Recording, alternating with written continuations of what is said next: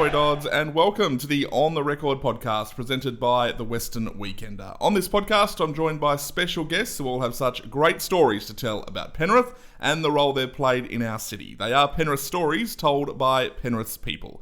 Today, my special guest is Glenn Matthews. Glenn was CEO of the Panthers Group during a rollercoaster ride in the mid to late 2000s, but his time at Panthers goes all the way back to the 1980s. He's also a life member of the Panthers Triathlon Club and currently CEO of the Australian Racing Drivers Club.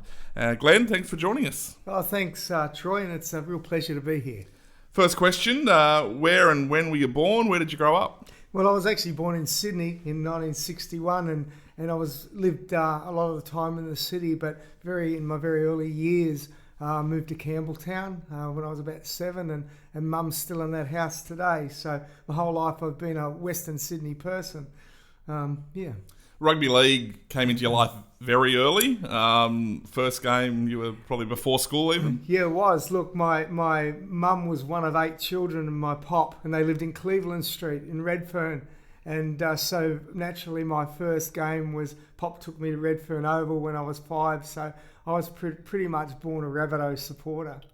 Is it still a Rabbitohs supporter today, or did that switch over to Panthers? No, it did switch over to Panthers. I've got to say the Rabbitohs are my second team. I actually do have a Rabbitohs jersey, and I do remember after about 10 years of working with Panthers, my pop said to me, you know, Glenn, I understand if you have to lie and tell people that you're a Panthers supporter. You went to Hurlstone Agricultural High School. On a side note, Mark Latham, the former Labor leader, and then off to One Nation. He was a year ahead of you, I think. Yeah, he was a year ahead of us. He was a very talented cricketer, and he was our school captain as well. What kind of student were you? Look, I really enjoyed school. School was really a happy place for me, and it was funny. I always aspired to go to Hurlstone Ag. It was a selective high school, and I think at school I was okay in primary school, and I worked hard. And once I started at Hurlstone, I really had this vision of wanting to become either a vet or own a sheep farm. Okay, so that was the dream? It was, and as part of that sort of being a sheep farmer, I remember going to the Royal Easter Show, and when I was in about year 9, I actually won the blue ribbon and won the wool classing event. So I was pretty talented at it at the time. Talking of talent, you said that you tried many sports, but the talent wasn't quite there. But then you found your niche on the water. Yeah, look, as a kid, I tried to play a little bit of rugby league, and I was just terrible. I played soccer, and I was okay, and I tried to play cricket, and I was so bad that Dad got a second job and to drive a cab so he could afford to buy a boat, and taught us kids how to water ski. And that starts a lifelong love affair with that. I know you even won the national barefoot water ski title at one point there as a youngster. Yeah. I think I won in my age group the national titles, and I ended up becoming the national coach for the barefoot water skiing, and took the Australian team to 2 world championships, and at one stage I was also the president of that New South Wales Association as well. The vet and sheep farmer thing obviously goes into the back seat because you started a career as an accountant in the early 1980s. I did. It was funny because I thought, what am I going to do? I wanted to be a vet, and then I've got to say that I probably got so involved in my water skiing, probably school did fall off a bit, if I'm really honest, and then I was good at maths, and my uncle just said to me, why don't you become an accountant? I thought, okay, so I'll become an accountant. So that's what I tried, yeah. Where was your first job? I was at a company called, and they're around today still, called Consolidated Bearing Company, or CBC Bearings. Okay. And I was a trainee accountant at their Kingsgrove branch for 2 years. It was very good. Yeah, you've moved around Sydney a little bit in your early days, obviously born, just up the road from Redfern Oval and then out to Campbelltown, working...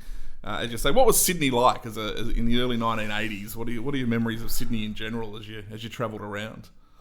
It certainly wasn't as congested as it is today. I can remember in the very, very early years of even catching trains from Bankstown into Redfern and seeing steam trains still. Yeah. So that's a lot before the 80s. But no, look, in the 80s, certainly Sydney was a great place. Moving to Campbelltown was like the country. I mean, it was a long way away back in those days. We used to still go to Nan and Pop's every Sunday for lunch at Redfern, and I can remember it was probably almost an hour and a half drive back in those days. Yeah. The 19th of March 1984 becomes a pretty life-changing day for you. You joined Panthers here in Penrith. Firstly, had you had any affiliation with Penrith prior to Panthers? No, I didn't. But at that stage in my life, I was living at Ebenezer. Because I was so involved in my water skiing and being a coach, and even before I was a national coach, I was coaching other people who become world champions. And so I bought a house up at Ebenezer on the Hawkesbury, and I was living there, and I was working at the time for a company called Mad Barry's, and they were situated in Granville. And they moved their head office from Granville to Manly, and that just meant that, well, I couldn't drive from Ebenezer to Manly every day. So I thought, well, I need to find a job, and I saw this ad as an assistant accountant for Penrith Rugby League Club. Do you remember your first day at Panthers? I do. I remember having the interview, first of all, which was at the old site. Didn't even know that there was a new building being built, and when I got told the job, they said, oh, you have to come to the new building because that's the day. So it was the 19th of March 1984. That was the day that administration actually moved to the new building, right, which happened to be a month before we opened for the general public, which was the 18th of April. So I remember my first day like it was yesterday. Exciting time moving over there. Obviously, Roger Cowan had driven that big move to Mulgoa Road. I'm guessing a mix of excitement and also trepidation as everyone tried to get everything ready. Yeah, look, it was. I can remember the day we opened, Troy, and we were holding people back. It was so exciting. We were holding people back at the door while they were laying carpet in the gaming lounge. And it was almost like they'd lay a carpet an extra metre and the people would move forward another metre. And it was incredible because when we moved there with a month to go, we looked at it and thought, there is just no way this place is going to be ready. But somehow it becomes ready, and people just pitched in, and that's what I experienced through Panthers for many, many years. People just pitched in and got stuff done. You started as an accountant, as you mentioned. You ultimately become the chief financial officer for more than a decade. But tell me about the $1 million mistake.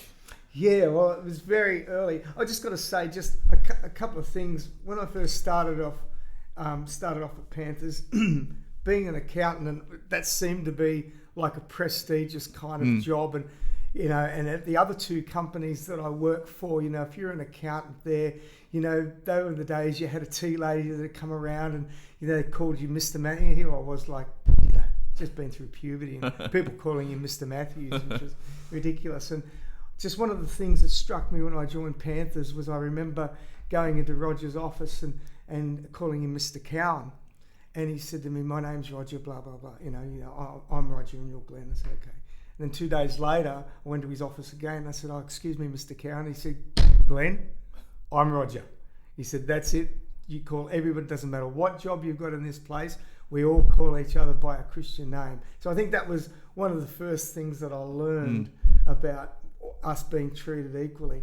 The $1 million mistake was something that I'll never forget. It was we were going through, it was one of those times when Panthers was going through quite financial difficulties, and which we seem to have that roller coaster for decades. But this particular time, I can remember Roger saying, "Oh, can you put the cash flow forecast together?" And I'd done all that.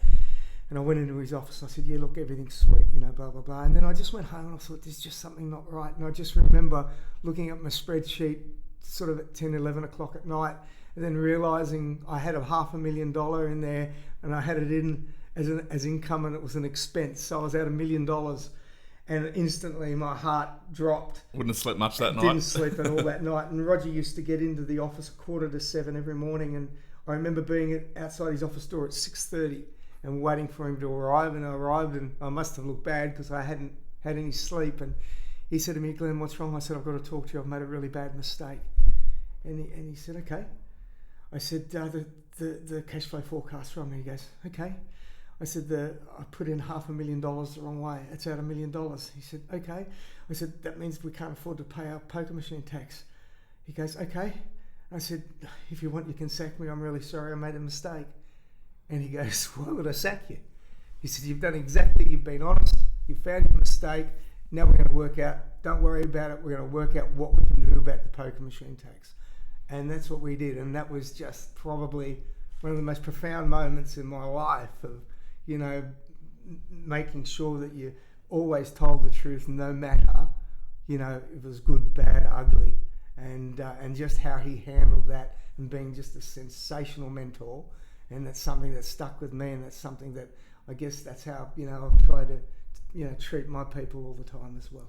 Yeah, I guess you're always inspired by someone early in your career, and for you it was clearly Roger. Outside of that, though, what was he like as far as, you know, he was pretty visionary in terms of what he created at Panthers. On a day-to-day basis, what was Roger like to work with? Yeah, look, I was going to say, as the boss, he was pretty tough. I mean, you know, I look back at him with such great fond memories, but, you know, he was a bit like a dad that if you stepped over the line, you knew it very quickly. If you told the truth, he was very forgiving. But in terms of, you know, he was a very personable, he was happy to share things. I do remember going water skiing with him one day. I sort of said to him, you know, I'm into water skiing. I've got a mate, why don't we bring the boat? And one afternoon, we actually went and water skied down on the Nepean here. And I'm thinking, oh my God, I'm water skiing with Roger, you know. And it was really good. He really did take an interest in everybody's personal. I guess he was one of the first people I'd ever met that, you know, for him, he didn't see that you were separate from your home and your work life. He saw you just as the person. Talking of water skiing, in the 1990s, as a kid growing up, you know, cables for me was sort of the every weekend in summer scenario, the water slides and the water skiing there. Was that would have opened after you arrived? You must have been pretty excited about that, though, having a water sport background. Yeah, look, I was extremely excited. And in fact, when I started, there was this thing on the master plan called a cable water ski park. And I said, what's this? I'd never even heard of one before. And Roger said, oh, no, we're going to open that up in a couple of years' time. It's, you know, all been approved. We're going to build the lakes, etc. And so we did. And, you know, that opened up as a water ski park. And I took great interest in that and used to go down there. In fact, in the end, I used to do barefoot lessons on a Wednesday night and demonstrations. And we used to do water skiing. And in fact, I then put together an Australian cable water ski side, and we raised some funds and got a bit of minor sponsorship from Panthers. And we took a team to Austria for the World Water Ski Cable Championships. And that was good fun. Yeah, it became a pretty big thing for you in the early 90s. I think you were involved in building the cabins there as well. Correct, yeah. So basically for the first year or two, it traded pretty well, and then it started to drop off. And I said to Roger one day, look, I'm you know, Chief Financial Officer, but can I please have a look at the cable park? Let me do it as a bit of a special project. So, you know, I pretty much managed it for a year, and then we built the cabins and we put in some other things as well. I think some putt golf at one stage, and you know, and got it running really well. And that was a pretty important part of my life too, because that's actually how I met my wife, Jenny. I was going to say, yeah, you met your wife there as well. So tell us about that. Yeah, so when we built the cabins and that, I thought that, you know, one of the ways we could diversify the business was to try and attract schools. And so I advertised for somebody who had a sport and rec background, who could put programs together and get schools in and hopefully utilise accommodation as well. And so I met Jenny, applied for the job, and she got the job.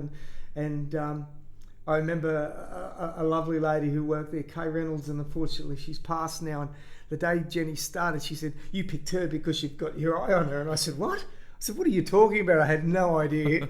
And as it turned out, you know, within the next year, you know, we developed a relationship, and then, you know, eventually we got married. But an interesting part to that story was that once realised that we were partners, I just said to her, you know, I think Panthers is only big enough for one of us, and so I think that one of us needs to leave, and I really like it here, so can you leave? And so we actually bought a business up the mountains, a gym, and which Jenny ran. ironically, I think were you CEO and then Cables closed? So just no, I wasn't CEO, Yeah. and that's an interesting story because what happened, the whole world changed with public liability insurance, and I think at that time we were paying something like about 30,000 a year for public liability insurance, and it went from 30,000 to about close to 300,000. Right. And we said, oh my goodness, so we'll close. So we closed the park down. And I've got to say, that was before, just as wakeboarding was being invented. Yeah. And if I look now at water ski parks or cable parks around the world, they're successful because of wakeboarding, not so much the traditional skiing, because you can put obstacles in and it's much easier to learn and do some fantastic tricks on them. Yeah. I remember for years and years and years, the park basically just sat dormant. You'd still see the water slides sticking out there. And in fact, you might not remember, but you and I actually walked through it. It was when I first started at the Weekender, and I guess it was the reminiscence of me as a kid. We walked through. It's pretty overrun, but it was almost kind of an abandoned kind of concept. All the signage was still there, and ice cream tubs and all of that. It was a shame that it went for that period, because for a lot of people, I guess in Penrith, that was their childhood on weekends. Yeah, well, what was interesting, and it's just quite ironic, then quite a few years later, and it was before I'd left Panthers, just before I'd left Panthers, I actually got a phone call. There was this guy who kept leaving messages for me about wanting to reopen the cable park, and I'd had so many approaches over the years and thought, oh yeah, okay, and sort of brushed him. And then I just got this call one day from a guy called Chris Angus, and I knew Chris from both when we were 18 as water skiers, and he said, oh, look, me and another guy are interested in reopening the park. And so I said, okay. So they come down, and eventually that led to the reopening of the park now, with that ownership. Yeah, yeah, it's awesome that it continues.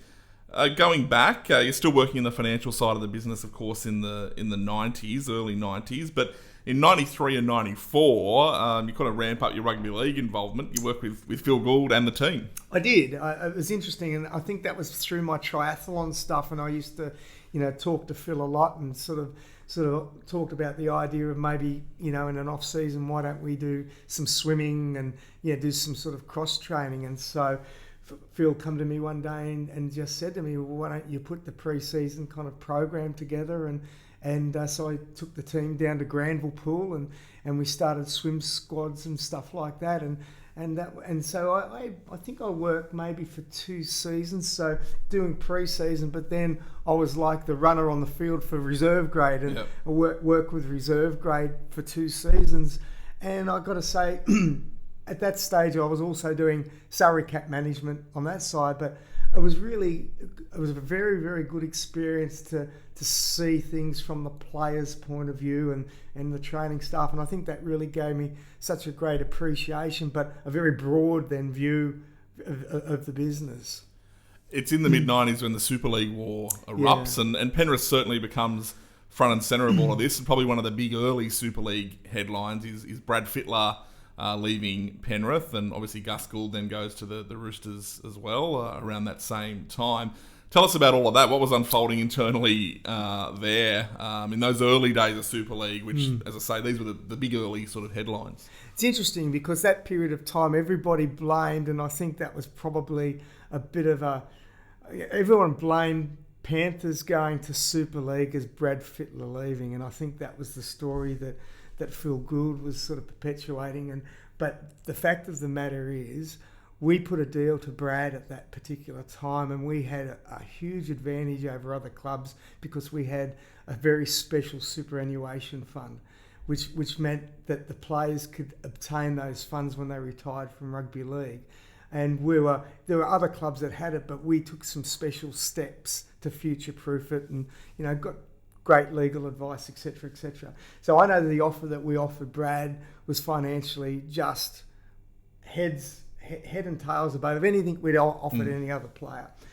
In saying that, though, and I know Brad quite well, I think that in hindsight, that Brad going to the Roosters was fantastic for Brad Fittler. Yeah. I think he's an amazing human being. He's a great person, and he was a larrikin in Penrith. And I think had he stayed in Penrith, I'm not ever sure that he would have got out of that. And I think that going to an organisation in those days like the Roosters and with Nick Politis there, and I think it actually, helped Brad grow into the person he is today. So, at the time I thought, why is he leaving us? But when I look at the human being, I think, that was a great move by him. And but I don't think that Penrith joining Super League at the time had anything to do with Brad Fittler going. Yeah, okay. I think it was just a bit of an excuse at the time. Handy story. Penrith, of course, do join Super League, big decision, and play in the rival competition for its 1 year in 1997. Can you remember the final decisions around joining Super League and what the feeling was around that? Was it confidence or was it a bit of trepidation on what are we doing here? Do you know, Troy? One of the things that people don't understand, and I do because I was in that inner sanctum at the time, is that we weren't a part of anybody's plans. People talk about the ARL and all that sort of stuff. We were never approached. We were never, things like we had the biggest junior league, and people admire that now, and it counts for something now. People didn't care about it back in those days. So we weren't part of the main part of town. So we weren't a part of the ARL's plans. And at that stage, we weren't a part of News Limited's plans either. So we had to actively think about, and Roger had to think about, where are we best placed? So I guess we did approached News Limited. And as a management team, we looked at the pros and cons and did our due diligence and thought, we think we're better off going down this path. I also remember a lot of unfair criticism to Roger because people, and some of this leaked from within. We know what happened at board level later on, and we'll get to Temby inquiry, I'm sure. Yeah, sure. But Roger was a great CEO, as we've said, and a great visionary. But we also did our due diligence, and when you're a management team, it's your duty to look at every option and every opportunity. And so one of those options was, we should look at an amalgamation or a joint venture with Parramatta.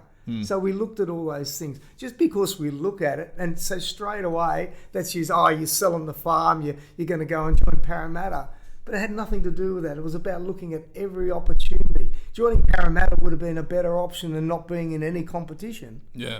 And that, later on, when the NRL becomes a reality and the famous criteria takes place, had it not been for random weather events and all sorts of things, Penrith may well have been the team excluded, and I doubt that 80,000 people would have marched through the centre of Sydney for Penrith as they did South Sydney. Well, you raise a great point, because then it gets back to the junior league. Think about the criteria. How much do you reckon having the biggest junior league counted in the criteria? I'm going to guess 0. 0. Yeah. Absolutely. So who put the criteria together? The teams, of course, like the Roosters and whatnot, I guess, who didn't have that junior league as part of their background. That's right. And I think if you think about the criteria as well, that, then this is something else that Roger was fantastic at. We did not trust the crowd figures that other organisations were publishing, so we went and photographed them. Yeah, I was going to say, I remember those. I think that back page of the Daily Telegraph with you had all of the photographs of the stadium at any given time, and literally counted bay by bay, person by person, to check if those crowds that the Roosters were producing were accurate. And again, that was just part of our due diligence. That was just part of us saying, we think we might we think we're going to miss out here in terms of the criteria. And if this means we've got to go to court, then we need to be able to discredit the criteria itself, or how people were reporting against the criteria. So we were so proactive in working in that. Yet, again, you get a whole lot of this criticism that, and this, where people thought that, Roger wanted to sell the farm, and which was just totally wrong. You become group general manager in 2003. Now, this is an interesting time for you personally, but also for Panthers. We'll talk Panthers in a moment. But for you, you've said before, starting to get itchy feet around this time, as far as career-wise? Well, not so much itchy feet. From very early in my career at Panthers, I thought, I want to be CEO here one day. And, and I had my mind set on that, and I thought, it's just such a wonderful organisation. And in 2003, I thought that the best way to become CEO at Panthers was for me to leave and actually to get a job as a CEO somewhere else. I thought I actually needed to get away from Penrith and to find my own feet, and then when Roger was ready to retire, to be able to then apply for the job. So I actually went to Roger and said, Roger, I've just got to let you know I'm applying for a job as a CEO. And it was actually for Castle Hill RSL. And he said to me, okay. He said, why would you want to do that? I said, look, because one day I want to be CEO of Penrith, and I think I need to leave to get some wider experience. And he said, okay. He said, well, let me know how you go. So I actually got the job. So I got the job, CEO, they rang me, got the job, fantastic. I said, oh, that's just great, excellent. I said, and we started to talk about when I would start. And I said, look, before we make any announcement, I need to talk to, Roger. And so I went and saw Roger and I said, look, I've just got to let you know I've actually got that job. He said, have you accepted it? And I said, well, I've sort of said that, I really think I should take the job. And he said, well, Glenn, I've had a talk to the executive of the board. He said, and I can't make you any promise. He said, that you'll be a future CEO here. He said, I can't do that. He said, that's not my decision. That's the decision of the board. He said, but what I can do is put you on a path and give you the best opportunity. So I'd like to create a job called Group General Manager. We'll make you the Group General Manager. He said, and that gives you a few years. And, if you succeed at that, and when it comes my time to retire, you get to apply for the job and, then you're on your own. So have a think about it. And I thought about it and I probably took the easy option and stayed here. How did Castle Hill RSL react to that one? They were pretty disappointed, to tell you the truth. As it turns out, and we'll get to it in a moment, you're CEO in about 24 months after that. But difficult time for Panthers. Great time on the field. Win the 2003 premiership, of course, but lurking in the background is the Temby inquiry into Roger and actions at Panthers. He's later cleared of any wrongdoing, but how much of a toll did that take on the organisation and its key people, such as yourself, during that whole period? A lot of newspaper headlines, the inquiry itself, all the preparation, all of the innuendo. Yeah, look, I got to say it was a very, very difficult time, but I look back at it and in a weird sort of sense, I found that the experience I gained from that was invaluable, to tell you the truth. I mean, you were just so scared because you'd never been through that anywhere before. And, I remember in the early days, and I did hear Max's podcast, the interview the other day, and I do remember, we thought, this will all be over pretty quickly. But as Max had said the other day, we had a war room. We filled up an entire room of every document you could ever think of. And I remember a lawyer saying to me, Glenn, they're probably taping conversations you've had, and you need to think about your personal life. What about all of your loans you've got and blah? And I thought, they're not going to ask me things like that. And, I was on the stand for a day. And they knew everything about me, and they asked me about my negative gearing. They asked me about investment properties I had.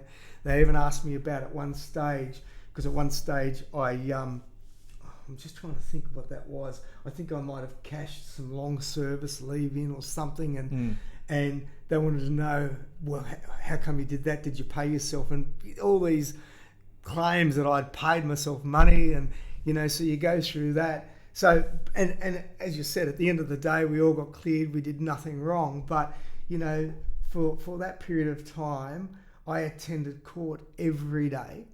And when you're attending court every day and you're nervous and you don't know what's happening, and there's so much aggression around you from people that you'd work with at board level, the organisation split, that's all that anybody's thinking about. Meanwhile, we've got rugby league happening and we've got a licensed club to run, a multi-million-dollar business to run, which honestly, we really couldn't give much attention to at that stage. During the Temby inquiry and post it, did you notice what kind of impact it had on Roger? And did he seem defeated, even though he was cleared? Roger had as a great leader in the toughest of times, Roger could always stay calm and give that great sort of personal confidence and would radiate that confidence. But I could see that confidence had been whittled away. And to me, while he wouldn't have said, "No, I'm defeated," but there was no doubt it had a huge effect on him, negative effect, and his health, which proved later on. He resigns in 2005 and you do replace him as CEO. So a couple of questions around that. Firstly, I guess from really difficult circumstances often comes opportunity. So how was it for you, your mentor, CEO for the last couple of decades is stepping down, but then you've got to have some personal excitement in stepping into the role too at the same time. So how did you find that balance? Yeah, I think I was personally excited, but for me, it probably happened a bit quick, to tell you the truth. Like, it was at a time when I took over that role as group general manager, I thought there was going to be an extra couple of years to do that. And we're at that stage, had done the amalgamations and had bedded those down really, really well. Then, of course, the GFC happens. So, look, it was mixed emotion, and there's no doubt I was totally excited, and it was and it was just such a great privilege. Sometimes, and I remember Roger saying to me at one stage that, no matter how much practice you have of being a group general manager and stuff, you don't know what it's like to be a CEO until you're a CEO. And it can be the loneliest place in the organisation. And, he was really right about that. Is there something, I'm always interested in this when there's big significant management changes, is there one thing that you went, great, I'm now CEO, I changed that today? Was there something that kind of was like, oh, it's not that Roger's doing it wrong, but gee, I changed that and now I've got the opportunity to do it? Yeah, that's a really good question. I don't think there was anything that I could think of that I wanted to change right away, but I think because the GFC and a whole lot of other things were happening, it did change our course in terms of, we'd been through this growth phase and looking at amalgamations and growing the organisation. Then all of a sudden we're in defensive mode. We've had a GFC, so I think the focus changed. I think Roger was so great at being an innovator, and to be truthful, I don't think that's my strength. I think I'm a typical accountant, to tell you the truth. Sure. And so then managing something in a crisis, I'm good at that. So I don't think there was anything, to answer your question, I don't think there was anything I thought, I'm going to do this completely differently. But I think the circumstances changed, so it changed the way we looked at strategy and what we're going to do. Your role, of course, encompasses rugby league as well at this point. That's changed off and on over the years of Group CEO looking after both and then split CEOs. Penrith's only 2 years post winning the grand final in 2003, but the 2005 Panthers look extremely different, and in fact there was a bit of player unrest happening. Give us some insight into what was happening with the football team in 2005 when you started. Yeah, this is probably the hardest period for me personally, and the hardest thing I've ever been through personally that I've ever had to do, and that was, it's not the sacking of John Lang, but telling John that he's only got a year left on his contract. So he had a contract, and I guess that seems to be normal nowadays, but back then it was a bit of a first. And I was approached in 2005, and there was a fair bit of unrest amongst the senior playing group. And the first thing I told them was to really, they should put their big boys' pants on and, basically, suck it up. And, you're all experienced players, and you can work it out between you. And that was my first initial reaction. And then it became more serious, and there were some of these people, I'm not going to name any of those names, by the way, but they were sort of pointing out some of, I guess, the technical shortfalls of the team. And and John himself used to say, rugby league's an easy game. You got the ball, you put the ball over the line more times than the other team, and that's as technical as it gets. And that's great. But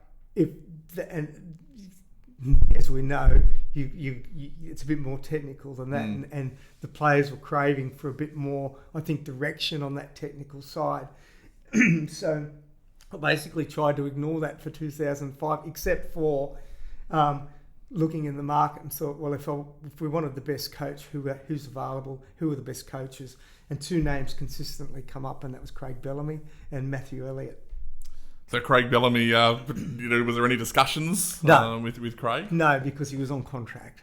Yeah. But so I just wanted to know in the market, and I referred to a lot of people that know a lot more about rugby league than I do, and it was Craig Bellamy and Matthew Elliott, and then basically, I thought, okay, well, I wouldn't mind talking to Matt Elliott, and then there's this announcement that because people had said to me he finishes up with the Raiders at the end of 2006. And I thought, okay, well, 2006, I'll see what John's wanting to do. Richo had left us, was at the Rabbits. John was always very good at, I guess, negotiating for himself. And at that stage, there was an interesting point in time when we were sort of talking about the future, and John said to me, make me a promise, Glenn.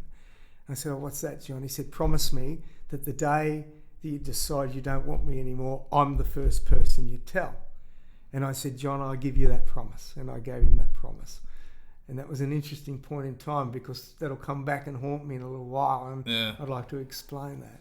Yeah, well, absolutely. So you ultimately do decide to sign Matt Elliott, and it's time for John to move on. Always difficult to move on a premiership winning coach, because it's always that question of, well, how long do you give them to trade on that euphoria, I guess. But you mentioned the promise, and it's a promise that ultimately isn't kept. Yeah, look, and let me just go back one step, because what happened with Matt Elliott is that my intention was to talk to Matt through the season of 2006. Then there's an announcement that Matt Elliott has signed with Newcastle Knights. And I thought, oh, bugger, I've missed that opportunity. And then one of the board members for Newcastle, he's an ex-player, I'm just trying to think. Anyway, he's on the board. He comes out and makes a statement and says, oh, we've announced it, but, we haven't really made our final decision. And I thought, oh my goodness, if I was Matt Elliott, I wouldn't be happy with that. So I asked for Matt Elliott's phone number and I gave him a call. And I said, Matt, I'm Glenn Matthews. You wouldn't even know who I am. I'm CEO at Panthers, and I'd really like to chat to you about being our coach. And I said, I understand you might think you've got a deal with Newcastle. They've come out. I wouldn't be very happy if I was you. Yeah.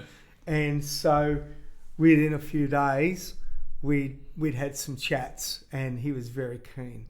And then obviously, because he had to make a very quick decision about Newcastle or not, because they decided they did want him as coach. And then, so that then, I guess, forced my hand. What was very interesting, Troy, is one of the things that Roger taught me and said, when you become CEO, Glenn, in your contract, make sure you have the right of hiring and firing, particularly the first grade coach. You don't want the board to make those decisions, because you'll never get agreement, and those things will always leak and won't be private. And so basically what had occurred is that, going back to the promise to John that I'd made John, is that the particular day I decided that I wanted to sign Matt Elliott, we had some club awards that night, external club awards that we had to go to. The next morning, the team was flying out to the Northern Territory to play Parramatta in a trial game. Yep. Right? I'd already made arrangements that I was going up to that game as well, but a few days, like the team went up a week before or something to do training camps, etc., and promotions. And some of the directors were getting on that bus at 5 a.m. in the morning as well. So that night, we've gone to this presentation, and I'm sitting there just petrified. Haven't even told my chairman that I've signed Matt Elliott, right? Yeah. So I've said to Barry Walsh that night, I need to talk to you, Barry. And he said, what have you done? I said, I've signed Matt Elliott for next year. He said, you what? And I said, I know this is a shock. I know you probably feel angry right now. Let me put a paper together. I'll give it to you, and then the directors are getting on the bus at 5 a.m. in the morning, and then we'll have a chat and a board meeting while you're away. The other directors will do that. And so I put the board in a very terrible position that they all got on that bus. I gave them all an envelope, which then was a whole business paper on what I'd done and why I'd done it. The part of that paper, and this is something that I don't go back on, I could have made an easy decision and done nothing. I could have let that opportunity pass with Matt Elliott, but I knew that was not right for the organisation. I could have kept my promise to John Lang had I thought giving him a phone call was sufficient. And I did not think that was sufficient. And so I knew I was going to the Northern Territory. I was going up there for the game. My wife and 2 boys were coming, and then we'd taken a week's leave after that. So we were going to go to Kakadu and then Ayers Rock. So I decided that speaking to John face to face was more important than keeping a promise that he should be the first one to know. So I'd put those board members in a terrible position by telling them what I'd done. So they're on a bus reading this is John Lang's last year. The season hasn't started yet. We're about to play our first trial game. Yeah. So then I ring the board. We have a board meeting, and the other board members who were down here. And I've got to say that the board, once they'd read what I'd done and my rationale, the board supported me 100%. There was not one change. But So how does John find out? okay, so I've gone up there, and I've never been so nervous, and I get up there and I thought, when should I tell him? Should I tell him before the game? I thought, no. I get up there, everyone's excited, we're about to play, our first game of the season. I thought, okay, I'm going to tell him after the game. The game kicks off, it's terrible rain, we're down 28-0 at half time. I'm thinking, oh my Lord, this is terrible. If we get flogged at a trial match, this news comes out, people are going to think I've sacked him because we've been done in a trial game. We're down 28-0. I think we come back and we win 30-28. Okay. Right, and I'm so happy. I'm sitting there the whole game thinking, please get close, please get close. And so I thought I'm going to see him tonight and tell him tonight. Anyway, everyone's, celebrating. Everyone's had a few beers. He's had a few beers. I thought, he's had a few beers, now is not the time to tell him. I'm going to see him first thing in the morning. So I get up in the morning and he'd gone for a walk. So I go back to my room, come back. He's come back from his walk and he's laying in bed. So I knock on his door. Just before that, before I got to the Northern Territory, I got a call from Roy Masters. And Roy said, Glenn, I know you've signed Matt Elliott. I said, Roy, can you please not, I've got to tell John before I tell anybody else. And I said, how do you know that? I tried to deny it, but he said, no, I know it's true. And wouldn't have been hard because Newcastle were expecting Matt to sign. Sure, and he didn't sign. Yeah. So I've got to say that Roy Masters was fantastic. And I said, can you just give me to this particular time? And he said, okay. He said, but the minute after that time, I'm going to publish it. And I said, okay. And so back to the John story. So I've knocked on his door. He's laying in bed in his undies.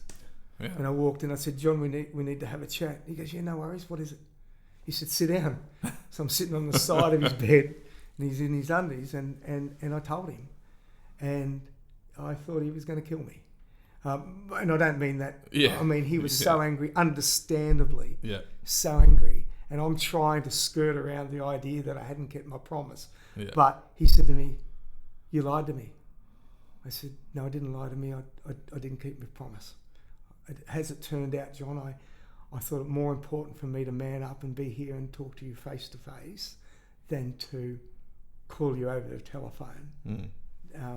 Anyway, I said, if you like, I'll tell the players. He goes, you're not going near my effing players. I said, fair enough, that's okay. And then I left the room and that was that. So I think he told the players. That made things extremely uncomfortable for the rest of the year, but we can get onto that. Yeah. Yeah, so 2000, well, first of all, around that time as well, obviously that story breaks. there's an infamous radio interview with Ray Hadley as well around this time. And So just on that, I get a call. Ray Hadley wants to talk to you. And I'm halfway walking up Ayers Rock with my kids and my wife. I said, no problems. I'll call him back in a minute. So I get to the top of Ayers Rock. You could walk it in those days. And, we sought the guidance of, by the way, some local Indigenous people who said it was fine. And it was a great experience. So I'm up the top of Ayers Rock on a phone call to Ray Hadley. And Ray said, so Glenn, you've just sacked John Lang and you've broken your promise to him. And I said, yes, I did. And he said, huh? I said, yes, I did. It was a promise I couldn't keep. I know I made that promise. I was naive. I couldn't keep that promise and I apologised to him. He goes, oh, great. And then he wanted to talk about rugby league. So I think he was out after blood for me to make some kind of excuse. But I didn't make an excuse because in hindsight, I couldn't keep a promise and that was it. It was simple. How was your relationship with John, first of all, in 2006 and then in the years that have followed? Look, one of the things I really enjoyed about John was up until that point in time, we used to have a cup of tea together on a Monday morning, and that was one of the highlights for me of the week. I really liked it. He's a lovely man, and I've got to say that never happened again. And I don't think he's ever forgiven me. And the presentation night at the end of the year was very awkward, and I felt very uncomfortable. And again, I don't blame him for any of that. He had every right to be angry, and it's interesting that some of the relationships I had with some of those players weren't that great that year either. But I've got to say that at the end of the season, one of the players, and I won't name him, but he was certainly, and he was a high-profile player, come to me and said to me, Glenn, I thought at the beginning of the year what you did was so wrong. He said, but now I realise that you've actually, it's good for the club. He said, and good on you for being so brave and making a decision that many might not have made. And, that really meant a lot to me at the time, but it did take a whole season. Yeah.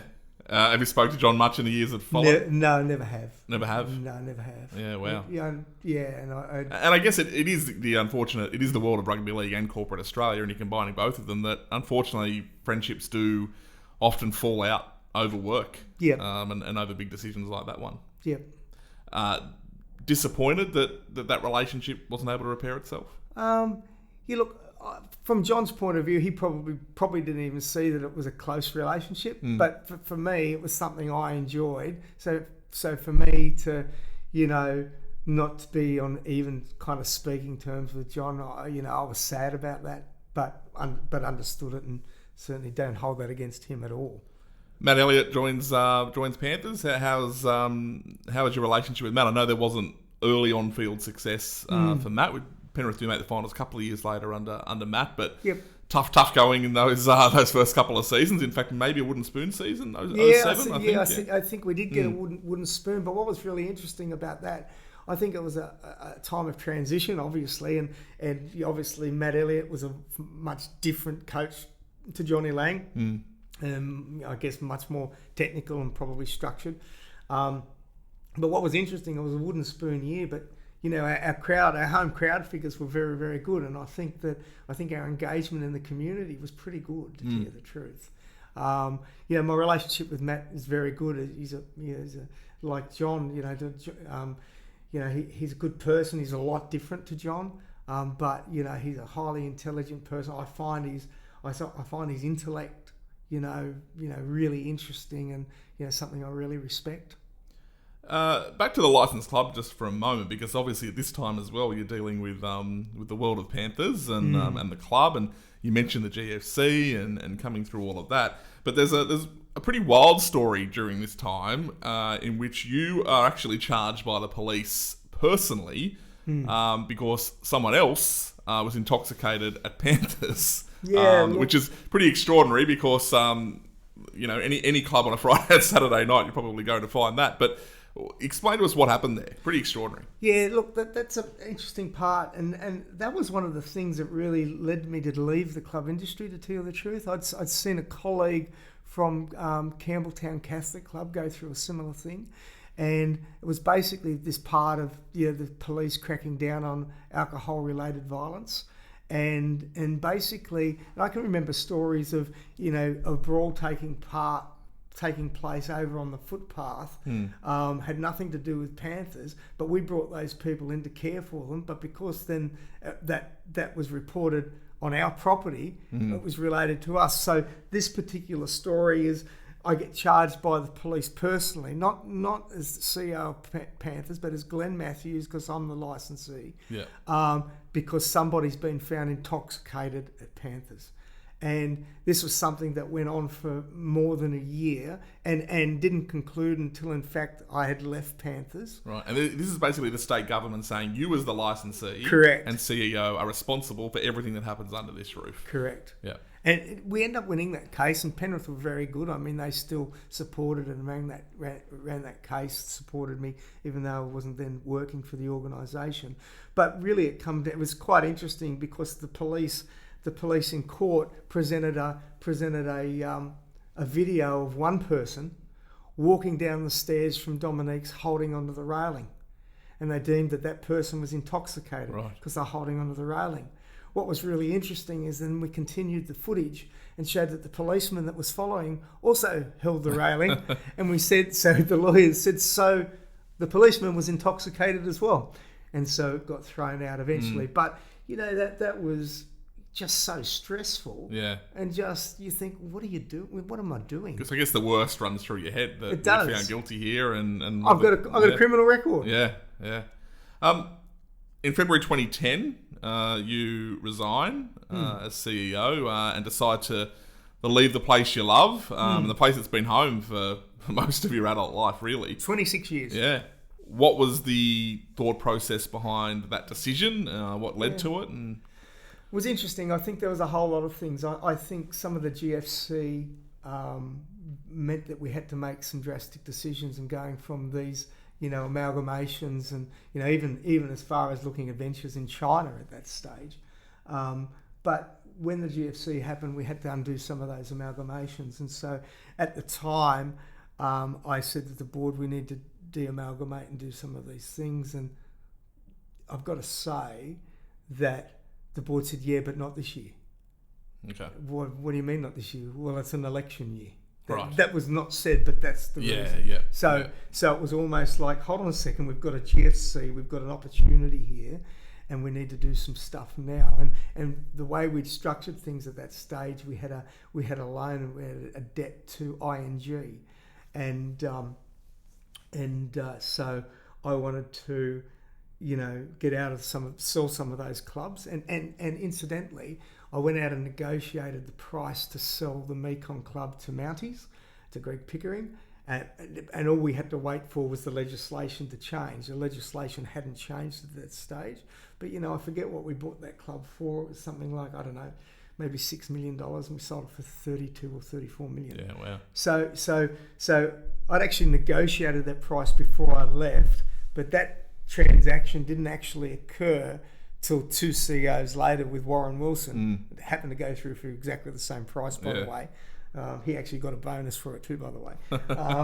But all I'm saying is that one of the things that led me to that decision was A, the thing by the police, number B, the inaction of the board of not putting Penrith first in terms of taking some action, which would come back to bite them a little later on, and I'll talk about that. I think the other thing was that also at that stage we wanted to rebrand Panthers. When I say rebrand it, we were looking at this whole thing about gaming, this whole thing about alcohol-related violence, and Panthers World of Entertainment was something that Roger had, and it was just absolutely fantastic, and we just really wanted to look at what was the next part of our journey, and to almost like separate ourselves and get away from gaming and alcohol a bit.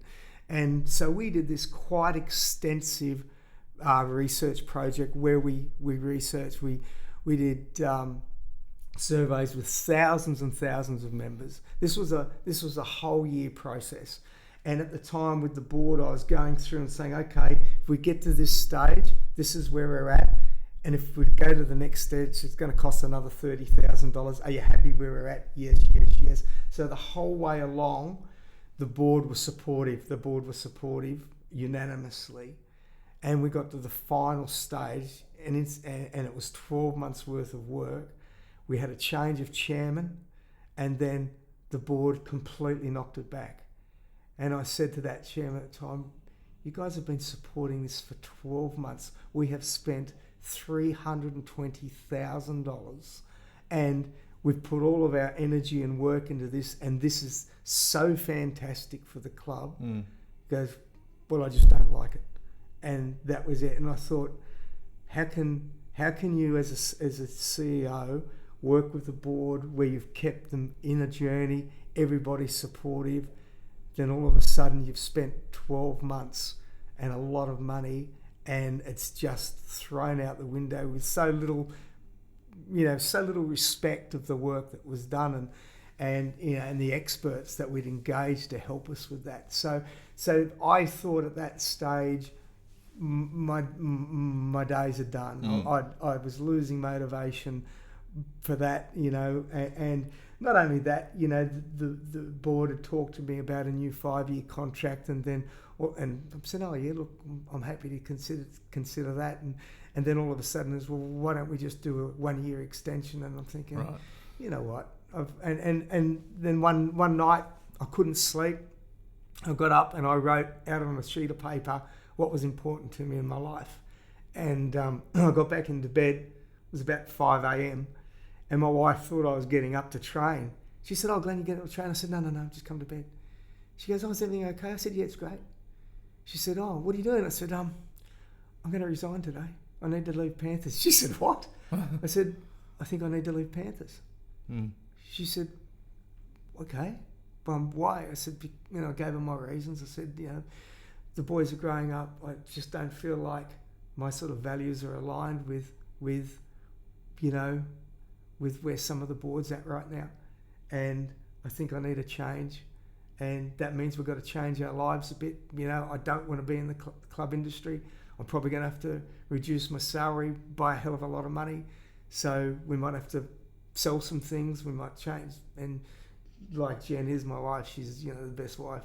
And she just said, whatever you want to do, that's fantastic. And so I come at the next board meeting and basically just said I'd had a Matthews family meeting and decided I was going to leave. I was very emotional. The only person I told prior to that meeting, apart from my wife, was Greg Alexander.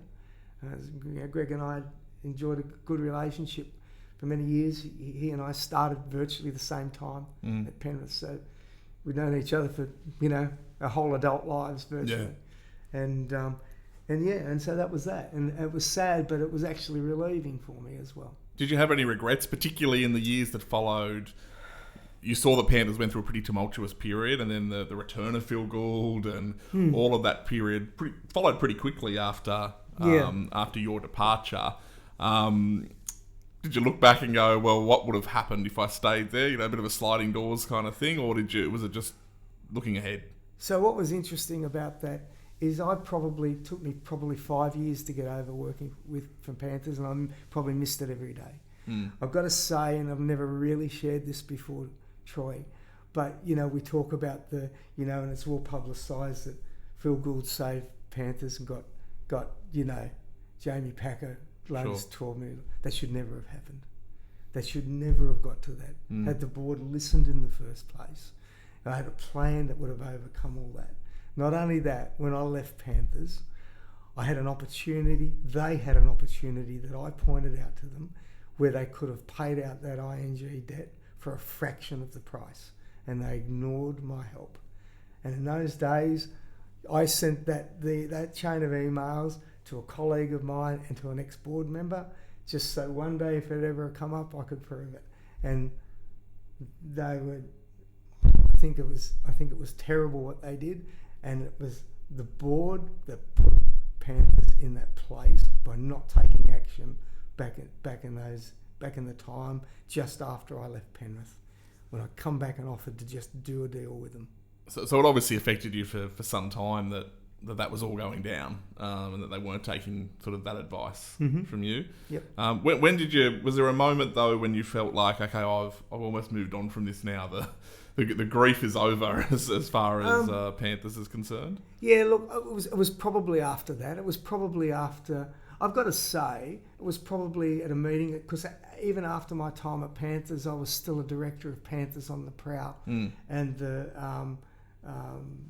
I call it the John Farragut Trust, but it's the Foundation for Disabled Men and Women. I was still a board member on that, and then I got called in there one day, and I was enjoying doing that, and I got called in there one day, and they were sort of beating around the bush that they didn't want me to be a board member anymore, and I've got to say, got to give credit to Brian, because Brian was the only one who was honest enough to say, Glenn, we don't want you around anymore.